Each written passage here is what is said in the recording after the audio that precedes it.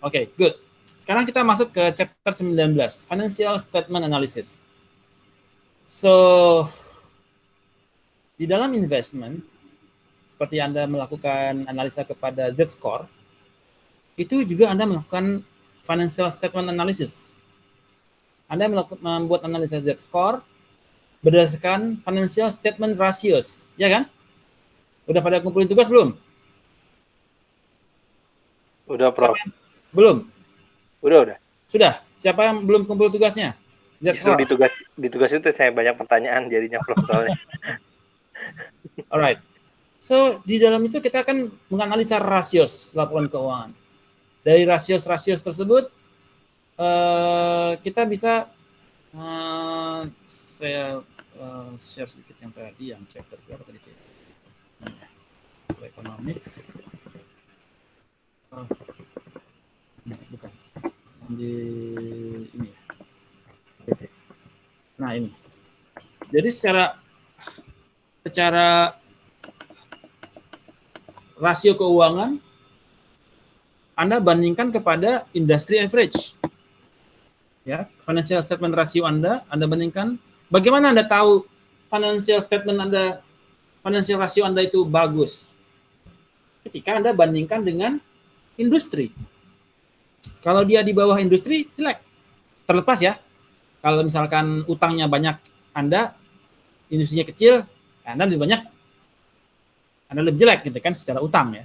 Kalau secara aset Anda lebih tinggi, industrinya dia lebih rendah dari Anda, lebih bagus misalkan. So, jadi tergantung indikatornya ya. Tidak semuanya yang di atas lebih bagus, bisa juga yang di bawah lebih bagus.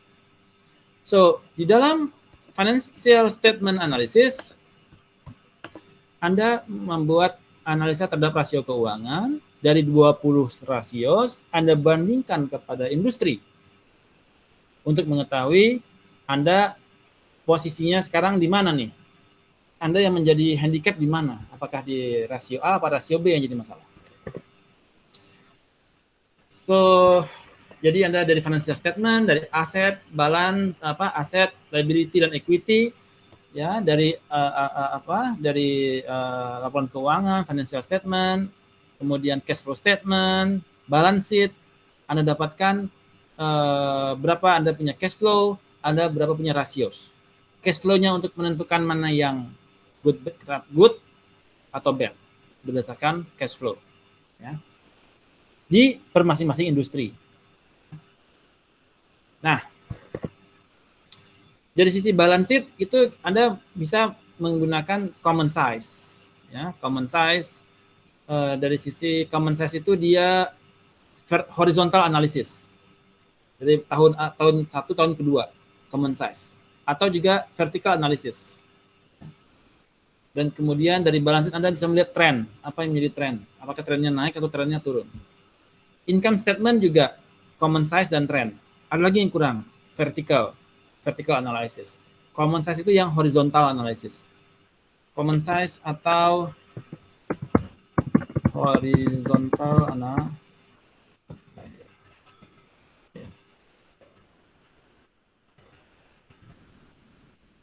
Oke. Setelah Anda dari balance sheet, income statement, Anda menentukan statement of cash flow, ya, untuk statement of cash flow. Berapa net cash flow Anda, ya,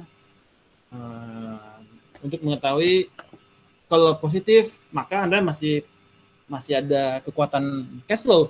Kalau negatif, ya Anda udah chapter 11, udah bangkrut, nggak ada duit, negatif cash flow-nya. Kemudian rasio analisis Anda develop, ya. Apa tujuan dari rasio analisis? Yaitu untuk mengetahui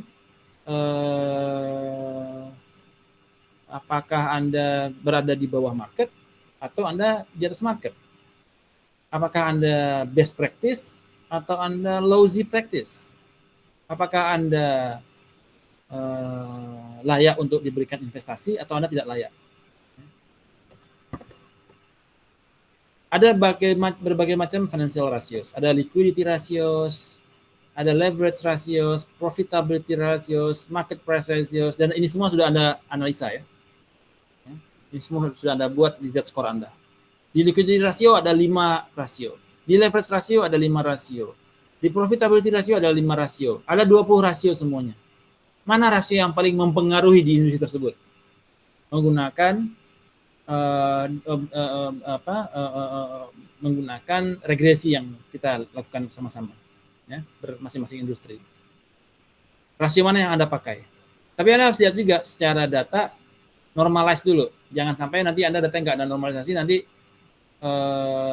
ada data yang bias sehingga Anda datanya jadinya nggak mencerminkan kondisi yang fair gitu ya. Ada bisa bias karena datanya gede sendiri, ada yang 1 juta, ada 2 juta, ada yang 0,00 sekian, sehingga itu menjadikan bias. Harus dinormalize dulu. Kalau datanya perlu dinormalize. Nah, liquidity ratios, ada current asset, current ratio, quick ratios, ya, inventory turnover, total asset turnover, ya, average collection period, ya, ini semua saya nggak mau bahas satu-satu, ini panjang, ya. So that is your most likely Anda semua sudah kerjakan ini semua di dalam tugas kemarin. Makanya saya dahulukan tugas yang itu karena nanti akan berkaitan ke chapter ini. Return on equities, ya, dan seterusnya. So setelah Anda dapatkan rasios ini, kemudian Anda lakukan Z-score analisis, mana rasios yang paling berpengaruh kepada bankruptcy, ya, kemudian setelah Anda dapetin, Anda regresi ulang yang kedua, ya, two stage regression, kemudian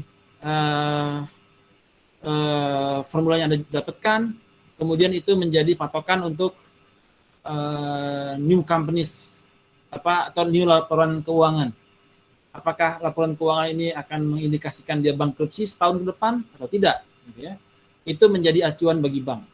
Daripada mereka menggunakan Altman yang sifatnya agnostik kepada satu IHSG di Amerika pula, bukan di Indonesia. Nah, kalau ini kita lebih kepada industri spesifik. Jadi setiap Anda ditanya klien, ini perusahaan layak apa enggak nih, Pak Reva? Anda masukin ke Z-score. Skornya tinggi, wah layak Bu, skornya tinggi. Nggak ada bankruptsi nih, masih aman nih, setahun ke depan masih aman. Jadi Anda bisa memberikan rekomendasi kepada your client. Apakah ini layak koleksi atau enggak? Ya. So that is about financial statement analysis. Any questions? No questions? Sebenarnya saya ada, Pak, tapi berhubungan sama tugas sih. Yang apa, silakan. Mengenai rasio ini, saya tuh kemarin sempat analisis sampai 2 kali. Entah kenapa ketika diregresi nggak ada yang signifikan itu semua rasionya. Sudah dinormalisasi belum? Udah, makanya saya ketika normalisasi sampai minta tolong teman dibantu apa ada salah normalisasi atau bagaimananya. Saya sampai bikin 2 case. Itu sih tadi pertanyaan saya sebenarnya pengen tanyakin itu. Oh, oke. Kenapa tidak ada yang signifikan begitu ya? Tidak ada sama sekali. Saya sempat berpikir apa karena pengaruhnya saya ambil FMCG yang terlalu banyak di dalamnya tipe-tipe perusahaannya atau ada pengaruh dari situ atau bagaimana? Oke. Nanti kita bahas ya. Boleh. Setelah ini sedikit. Right, saya stop dulu recording untuk financial statement. Nanti kita buka